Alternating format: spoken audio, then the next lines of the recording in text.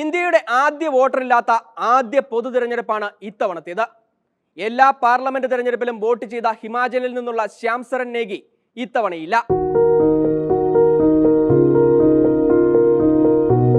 1952 ആദ്യ തെരഞ്ഞെടുപ്പിൽ ആദ്യം വോട്ട് ചെയ്താണ് നേഗി ചരിത്രം രചിച്ചത്. സ്പിതി താഴ്വരയ്ക്ക് ചേർന്നുള്ള കിന്നൌറിലെ കൽപ്പയിലാണ് ശ്യാം സരൺ നേഗി വോട്ട് ചെയ്തത്. 1951 ഒക്ടോബർ 25-ന്.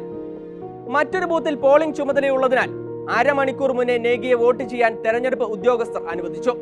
അങ്ങനെ ശ്യാം സരൺ നേഗിയുടെ ചൂണ്ടുവിരൽ രാജ്യത്താദ്യമായി ജനാധിപത്യത്തിന്റെ നീലവിരലായി.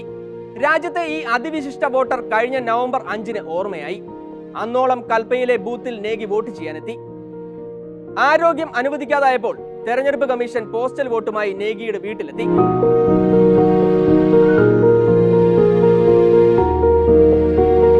സ്വതന്ത്ര ഇന്ത്യയിലെ ആദ്യ വോട്ടർ ഇത്തവണ നമുക്കൊപ്പമില്ല.